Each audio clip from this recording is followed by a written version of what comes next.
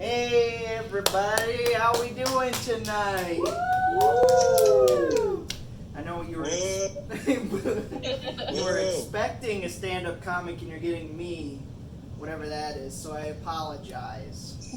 It's like when you tell your dog, hey, we're going to the park, let's go to the park, and then you get to the dentist office and, oh, well, I meant to say bet. I had two different versions of that joke and I fucked both of them up. I had one joke to tell and I couldn't do it, so better leave this to the professionals. All right, without further ado, we're introducing Kayla Hopkins. Thank you. How's everyone doing tonight? Oh shit, we just had a stage malfunction. The lamp fell. Let's give another round of applause to our host, our gracious host, Jimmy Gums. That's James Gums, everybody. All right. Very enthusiastic clapping. I have a pretty enthusiastic case of the clap myself. Gonorrhea, no joke, kids. Thank you for that, Spoopy. So, we're doing this special from our apartment, our townhouse, and we don't really have good overhead lighting, and so we have a bunch of candles and like an odd lamp to the left of me. Try to, boost up the ambiance, make it a little bit more bright. But honestly, I feel like I'm at a fucking visual. Like, who died? Oh, my comedy routine.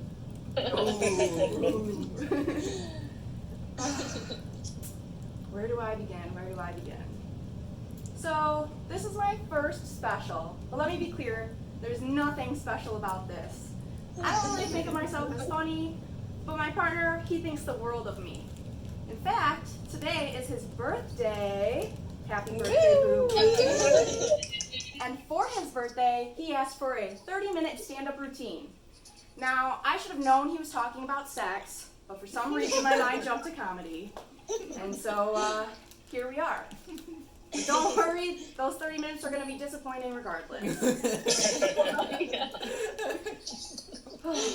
I like to think of myself as a realist. Most people just call me a dick. With that comes, a lot of disappointing things in life. Because of that, I keep my expectations rather low. Less things to disappoint me, right?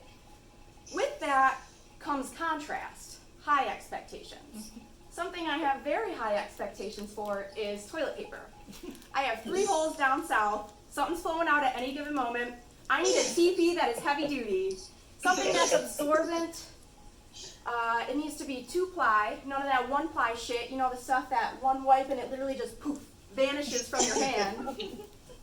It needs to be absorbent, it needs to be soft, like I'm wiping my ass on a kitten. It needs to feel good, it needs to taste good. What can I say? My body is a temple. Gotta have good things in me and on me. Another thing I have high expectations for is coffee. I love coffee. My partner and I traveled to Italy a few years back, and let me tell you, nothing beats an authentic Italian latte. With that though, the bar's pretty high for every other competitor out there. It's got to have, that really fulfilling aroma, the one that makes you feel like you're at home. It's got to be earthy, deep, rich. Oh, it's everything about coffee. I love the sensation you get when you take that first sip and it warms your mouth and throat. The jitters that consume my body for the next 45 minutes until I shit my brains out. Another reason I have high expectations for toilet paper. My shit's coming threes. So yeah, lots of low expectations in life though. Less disappointment, right? I had said that earlier. So something I do find disappointing is quite a few of my family members. I had this grandpa, Papa Ray, and he would text me, "Night, love you," every single night, since like 2012. The audacity on this man. I knew he died when I stopped receiving those texts. I'm just kidding, he didn't die, you got me. He's just dead to me. The cuck stole $20 from me. The worst part, Papa Ray took that $20 and he spent it on a porno mag. For himself. I like porn too, Papa Ray. I think what's even more disappointing than my grandfather is the fact that he came inside my grandmother and produced my father. Where to fucking begin with my father? I could start with my conception. I was a bastard, but I mean, that's pretty obvious. I could talk about the time he had me smoke a cigarette when I was a child, but like that's a rite of passage in our family. I could talk about the time he had me huffing nitrous gas when I was in middle school, but we'll skip forward that because I obviously loved it. I guess we'll start with the teasing. My dad really likes to tease. He used to sing songs about me, so I'll give you a few samples. Fatty, fatty, 2x4, can't fit through the barnyard doors. That was a good one. Another one. Dog chases cat, cat chases mouse, Kayla chases dinner all over the house. He sang that one quite a bit. He told me one time, Kayla, I think you're just a 2-bag-a-week of pizza rolls kind of gal. When I was in middle school, I was pretty fucking fat. I would down pizza rolls. Like, come home, that was my after-school snack. That was my breakfast, just roll them up in some toast. All right. So, you know, that's how it be. Back to the songs. This one's just a little rhyme, but her teeth are big and gappy, so they call her Godzilla. There's not even a rhyme to it, but the way he sang it, it made it seem like there was a rhyme. He thought he was so funny. He was. Oh my gosh, I lost my train of thought. He thought he was so funny, he was. I'm sorry, I'm totally blinking. All the nerves are getting to me. Oh, but even greater than his humor was his strength. He was actually so strong that he was able to lift my fat, chunky ass up and propel it towards a moving ceiling fan. I know. I'm pretty sure he was trying to decapitate me. He said I had it coming. Now, this was shortly after my cousin came home from our house with an injury. So I'm pretty sure my aunt sent a hit on me through my dad. Let me back up a little bit. Let's go over the story. You see, my dad loved video games. So much so that we had 2 arcade games in our garage. We had one of those standard go-kart games, and then we had that double motorcycle game with the red and the blue bike. You know, the one you tilt and turn? Yeah. Badass, I know. Yeah. Anyway, cousins came over. We snuck out to the garage. We wanted to play some double motorcycle games. Now, I called dibs on the blue bike. I fucking hate the color red. And Garrett, my prick little cousin, he hops on the blue bike. He just loved to push me. This time too far, so I pushed him back.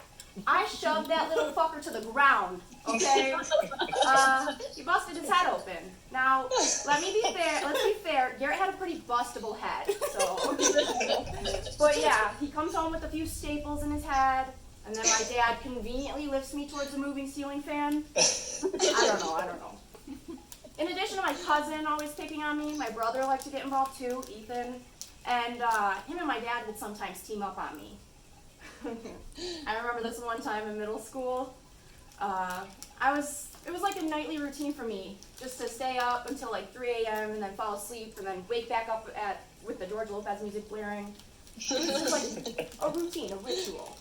So I fall asleep on the couch because we were poor and I didn't have a TV in my room. No biggie. And I hear this voice, Kayla, get up or you're going to be late for school, in the really early morning. And, you know, I completely forgot that it was a fucking Saturday morning. I hate being late to things. The only thing I hate more than being late is Nazis. The list goes Nazis, tardiness, and children. Anyway, I hear, get up or you're going to be late for school. And without even thinking, I sit up immediately. I wish I would have thought, because I sat up into my father's brown eye. I didn't even have to open my eyes. That's right, my father had taken his pants off, squatted at the perfect angle over his slumbering middle school daughter's body, and he waited there until I sat up, nose directly to his brown eye. I thought it was a dream, but my brother's cackling reassured me that it was not a dream. So I guess you could say my dad can be a little shitty. Now, I knew my parents were shitty before then. I found out around the age of 6 that I had really terrible parents. So I had mentioned, poor bastard. We lived with my grandma for a little bit trying to save money. And my aunt, she was like 18, 19 at the time. So she was young, she was around the house often. And my grandma, Gaga, she would run the newspaper route for the Detroit Free Press. And so sometimes my mom or Jen, my aunt, would try to, scrape some extra cash for themselves and take the route from Gaga. And I remember this one time, my Aunt Jen so badly wanted this paper route, okay? She was like, I need some money, and I was like 6, so I had no idea what she'd be using money for. So she finally convinces my Gaga that, she can handle this, she can do the route. Okay, fine. Well, I wanted to go too. Jen made it sound like it was really fun. So, of course, I asked my parents, they say no. I asked Jen after my parents said no, and she also said no. She said, Kayla, it's just too late. And it was like 11 o'clock at night. And you know what? I don't want to hear that that's too fucking late, okay? Any later and it would be morning. So it was as late at night as it could possibly get. Anyway, I was only 6, too. I mean, that's fucking late for a child. So she says no, and then she goes and talks with Gaga before the paper route. She's going to leave probably around 11:30-ish. Gives us some time, right? Some time to sneak into the car. I sneak into the back seat of Gaga's Jeep Liberty, her 2005 Jeep Liberty. And I crouch my tiny, fat little body behind the driver's side seat so she could not see me when she got into the car.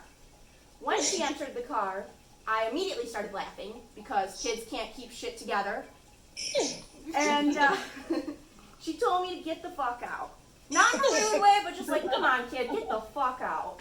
She got the fuck out, too, because she had forgotten her 1 liter of Mountain Dew. Do the do! So she goes and gets her 1 liter, and that gives me enough time to fake get out, climb into the open trunk back seat of the 2005 Jeep Liberty, and hide behind the stacks of newspapers, where this little 6-year-old fell asleep. She was right, it was late.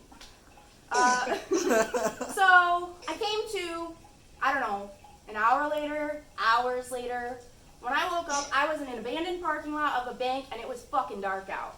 I'm from a really small town, and so the lights don't stay on after 10:30, and so I could not distinguish where I was. I knew I was at a bank, but I didn't recognize any of my other surroundings. Being 6, I started crying. Typical. I cried so hard, I started thinking, where is Jen? No one's in this car. I see an empty 1 liter of Mountain Dew. I don't know where I am. I don't even know what fucking day it is. It could be another year for all I know. Time goes faster when you're younger. Anyway, I was so upset that I started praying to God. I said, God, please help me. Sobbing, tears running down my face. No answer. Typical God.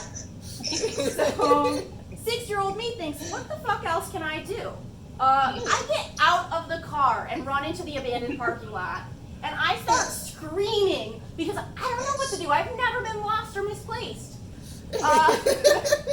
Anyway, this old couple hears me screaming and comes up to me and they say, oh, are you lost? And I say, yes, with tears streaming down my face. And so they take me behind this dumpster and they start to harvest my organs.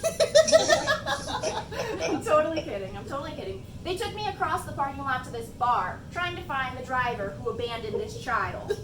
Yeah, let's check out a bar. It seems likely. Why else would they leave a kid in the car? Can't take them in. Anyway, so me and this old fucking couple that I never saw, never will see again, I never caught their names, walk into this bar, and lo and behold, my Aunt Jen sitting there with the cold one at the bar. The look on that bitch's face when I walked in, got him, alright? It was badass. So anyway, I pull up to the bar because what else do? You found this abandoned child that you recognize, nay, are related to. You kind of have a responsibility there. So she pours me a drink. I get chalky milk with a straw. And to this day, you know, I still gotta say thanks, Jen, for taking me to a bar when I was 6 years old. Not on her behalf. She was unbeknownst that I had snuck into the car. But I was a 6-year-old at a bar. You really cannot top that. I think that's why I feel so much disappointment in my life, because that was really a high point. Sitting at a bar side by side with my aunt, drinking a cold one. So Jen has to stop her drinking. She has to take me home. You can't really keep a kid at a bar. And we get home. I, again, don't know what time it is. And she wakes my parents up. They didn't even know I was missing. So I was gone for supposedly hours, and my parents didn't know, didn't care, didn't think to reach out. They were asleep the whole fucking time. So yeah, that was the day that I learned my parents were kind of shitty. To be fair, they got better with other kids. They decided to continue to reproduce, don't know why. And they would never treat their baby girl Nevada like they treated me. They would never hold her up to a moving ceiling fan or let her go missing. No. My dad picked Nevada up by the throat and slammed her against the wall and watched her cry. Her feet were fucking off the ground, okay? Well, let me tell you, that 3-year-old had it coming. They gotta be checked sometime. It was the craziest WWE SmackDown type shit I had ever witnessed with my own eyes. Don't worry, Nevada really did have it coming. 3 was a big year for her. She was kind of a bitch. And I don't mean like, yas, bitch. Like, she was a bitch, okay? I got plenty of stories. I'm going to glance over a few. I like the one where Nevada called the cops on my brother when he wouldn't let her watch SpongeBob. So we were all kids. Like I said, she was 3. That puts me at 9. Ethan would have been 7.5, 8. And he's playing some Star Wars Lego game or whatever you do on the Xbox when you're a 7 or 8-year-old. And Nevada comes in. I want to watch SpongeBob. And Ethan goes, he wasn't even a dick about it. Let's be clear. Ethan goes, yeah, I'm almost done with this level. Then you can have the TV. Now, anyone with brothers know that it's not going to be a few more minutes. But I had a feeling Ethan was being sincere. He let about 5 minutes pass, tried to finish up the level. But to a 3-year-old, 5 minutes is a long time. So she walks over to the landline. Yes, a landline. And she dials the only 3-number phone number she knows. 911. Ring. Hello, what's your emergency? Ethan won't let me watch SpongeBob. Dial tone, bitch. She hung the fuck up on the police. Not only was that a misuse of their hotline, she fucking threw so much shade to Ethan and the cops. The cops called back. My mom picked up, which, where the fuck was she that entire story? I couldn't tell you. She was gone quite a bit of time. She picks up. Hello, ma'am. We just received a prank phone call from this line. Please make sure that your children don't abuse this hotline. Basically just, you know, reaming it in. Yeah, my mom was pretty pissed at Nevada, but she made Ethan give the TV up so she could watch SpongeBob. So she still won. She still got her way. With Nevada, it's her way or the highway. You really cannot outdo Nevada. Nevada will tell me that SpongeBob cop story is her favorite childhood memory. But I'm going to share my favorite childhood memory of Nevada now. Ethan and I'm 6 years older than my sister, Ethan 4 years older than her. So there's quite an age difference. Kind of made it hard to hang out with a fucking baby all the time. One thing us as a family did bond over was the Nintendo Wii. Yo, I fucking love that thing. We fit up in this bitch. I would fucking hold that pose. I was the most stable. I knew that day that I was meant for something big. Anyway, we had quite a few games on the Wii. One of which being Cooking Mama. Yeah? Cooking Mama? Anyone play Cooking Mama? Alright. So, I don't remember remember what exactly pissed Nevada off, but it really didn't take much. It could have been not getting the TV when she wanted to get. Nevada rips the Wii out of the wall and walks it upstairs. And I think, okay, she just really wanted to play and she's gonna take it and put it in my parents' room. I hear the steps stop. There's a moment of screams. And then I look up at the stairs and I see the white brick of a Nintendo 3 flying towards the bottom of the staircase. The screaming in my head stopped and all I could hear was doo doo doo doo doo doo doo. And then I heard a giant fucking crash upon the landing of the Wii. The fucking Cookie Mama was gone. The Wii was broken. She like broke all the discs beforehand, I guess. I don't know. She was on some other level. The only other thing I've seen fly down the stairs that fast was a pregnant woman, my own mother. My father shoved her after I was born to try to prevent more kids from being born. I was a wee one. I was a laddie, but I don't know. The Wii flew a little bit faster. My mom was a little bit more dense. She didn't really have much air time. She just kind of fucking hit the ground and then thump, thump, thump, thump, thump down the stairs.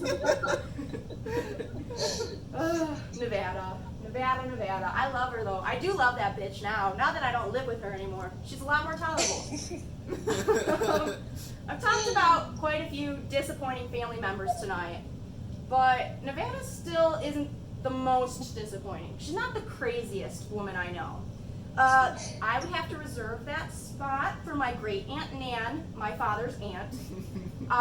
When my parents were going through a divorce, I actually moved in with my aunt and father. You see, my father had gotten into a work-related incident, lost his eye, lost his job, lost his house. He had no money. He needed somewhere to live. And my mom was a fucking cunt, so I didn't want to live with her. So I opted to sleep on my aunt's couch because there wasn't a bedroom for me. With that though came seeing a lot of things that I shouldn't have seen. I remember I was getting ready for school one morning. It had to have been like 6:30 a.m. I was just getting out of the shower. And there was a little back room that I could go change in, but it wasn't like, there was no bed in there. There was no room for my stuff or whatever. I was literally in bags and I would just bring something out of the bag and change. As I walked down the hallway and turned right, I looked left into Nan's bedroom. And I saw my fat ass aunt sitting in the nude on her vanity bench. I saw so many chunks of ass, literal chunks, like someone had taken cubes and stacked them staggeringly. She's sitting there doing her makeup, her fat ass right in my face almost. I don't even think the bitch noticed I was walking past and saw her nude body. But honestly, the confidence on that woman, I'm not mad. Before I moved in with her, when I was still a kid, before my parents' divorce, Nan had a few pets, and one of which was a wiener dog named Buddy. Now, the family loved Buddy. He was like really fucking old, like 14. That's old for a wiener dog, okay? They're small as shit. So, Nan was a little fucking crazy. She had some other priorities. And I remember she talked about Buddy's death for about 2 years before he actually died. It would be fall time and we'd all come over for Thanksgiving and, family conversation would ensue and she would say something along the lines of, I don't think Buddy's gonna make it through the winter. That poor fucking dog was sitting right there listening to all of it. Nan was so positive Buddy wouldn't make it through the winter that she dug his grave early for him. What? There was a rather small hole, because he was a small wiener dog, in her backyard where she expected to put his dead carcass. Well, spring comes along and Buddy's still kicking. So me and my dad were like, okay, that was a funny gag. And then it comes to Thanksgiving again. Same conversation. I don't think Buddy's gonna make it through the winter. This bitch goes and digs another fucking grave! She dug 2 premature graves before Buddy actually passed about a year and a half later. I honestly, I don't know if that's crazy, wacky, or just weird. I would never dig a grave early, except for you. Oh shit. I'm just kidding. Man. How are we doing tonight, guys? You liking the show so far? Woo! Awesome. You're doing great. Thank you. You're doing amazing, sweetie. Yeah. Oops, what did I drop? All right. Do I got any smokers in here?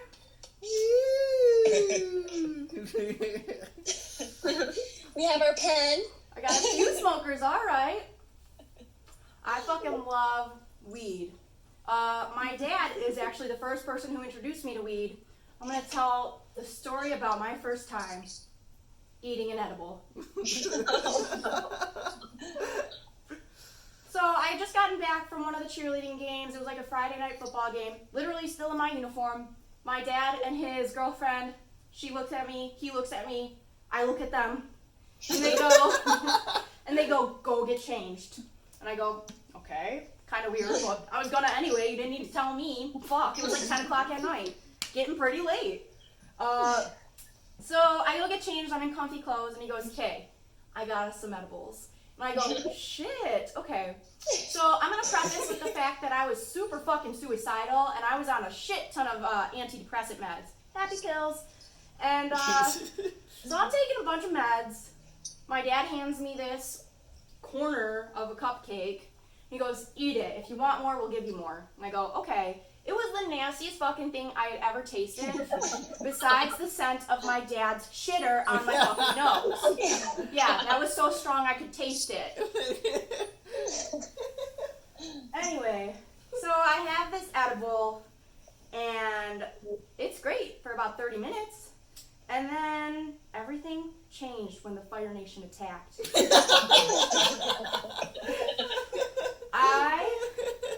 I started seeing the fucking room spin.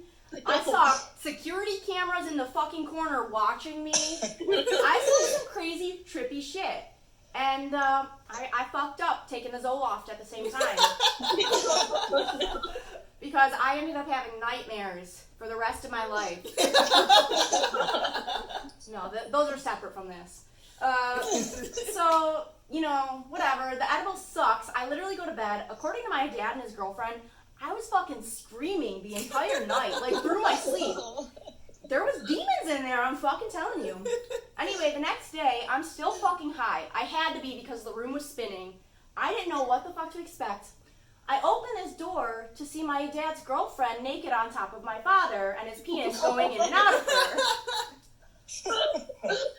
I wish I could tell you that was the only time I've walked in on my parents having sex. Or my parents having sex with someone other than my parents. It wasn't.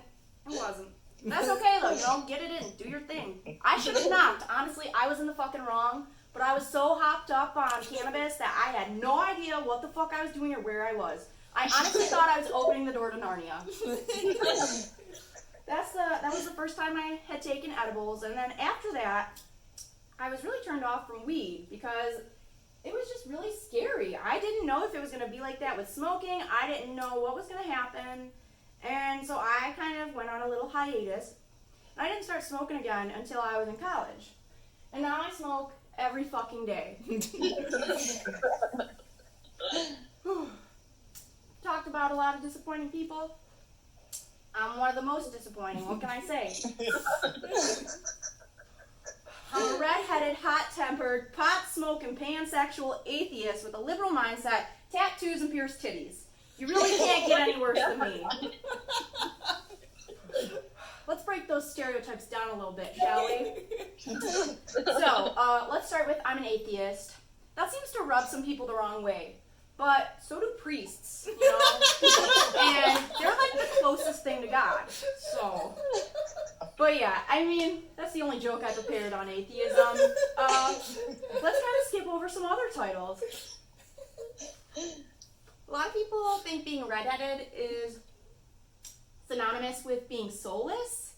And I wish I could tell them that I have no soul because I sold it to the devil. But that's a mouthful, so I just say, yeah, it's because I have red hair, because that makes fucking sense. Man. I came out as pansexual this past Pride, so happy belated Pride, everybody. And And I got some typical jokes. Most of my friends and family were 100% supportive. They were just like, cool, but you didn't have to tell me. Like, it's not really anyone's business what your sexuality is. And that's crazy to me. The fact that gay people have to come out, but straight people can remain in the shadows. Out the fucking straights, okay? Those straighties need to learn. I came out to my family. My dad sends me, I texted everyone. We don't live in the same state. So I texted my dad, hey, I love you. Just wanted to let you know I'm pansexual. I don't really want to hide that anymore. And I get a text back almost immediately. I don't give a fuck who you like. And that was about the answer I was looking for. My grandma, she's a hippie, Gaga, the one that used to run the newspaper route. She just said, oh, so you like pans? Like you can wear. And I said, joke's on you, bitch. I do like pans. Send me some fucking stuff. Mine are old shit. Yeah, I don't know. Overall, it was a really good experience. But it's kind of been changing the way I think about the world. It's interesting being able to openly express attraction towards women and non-binary individuals compared to just being straight and in a straight relationship. Being straight is kind of boring, though. It's just the same thing over and over and over again. With being pansexual, you know, you get to date men, women, transgender people, pots and pans. It's all really, really inviting. Okay. I think the most disappointing part about my identity, though, is that I'm a woman. Okay, that's all I had prepared, so thank you for joining me for my special, my very first special. Caleb, you want to come push me off the stage? Yeah, stay up here, stay up Oh, he wants me to stay up here, okay. I didn't have anything prepared, but thank you very much, Kayla. Oh, you're welcome. Happy birthday. That was great. Alright, I'll take open feedback right now. Open feedback. Oh man, I didn't read any of this that you had up here. Yeah, I have you guys can't see this, but I have a whiteboard of all of my notes.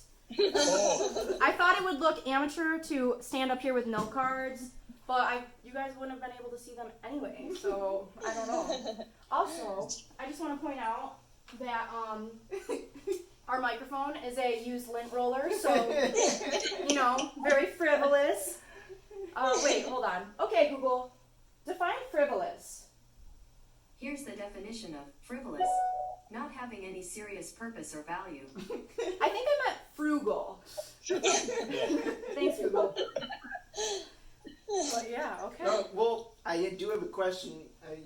Maybe you had an axe joke earlier that you were trying to set up a shopping list. Do you have that joke prepared? I was trying to set up a shopping list, but I think I'll just let Google talk about it. Okay, Google, tell me my shopping list. You have 8 things on that list. They're flowers from the market, dead body, tape, black ski mask, robe, and 3 others. There you go. Robe and 3 others. Gotta go get that set of flowers from the market, that dead body I have to pick up, some rope, and duct. Just some casual things. Just so you know, the other things on the list were milk, bread, and eggs. So. Oh, okay. Did I meet my time quota? Yeah, it was 30 minutes, pretty much exactly. Yay! Okay, I'm really happy with that. I hope you guys enjoyed Boopy's birthday special. Yay. I'm gonna entitle this one Disappointment. Streaming on Netflix now. Yes. Alrighty. Well, thanks everyone for joining us. I hope you have a great rest of the night. And we'll see you all soon, okay? Love you, bye. Bye. That was fantastic. You liked it? Yes.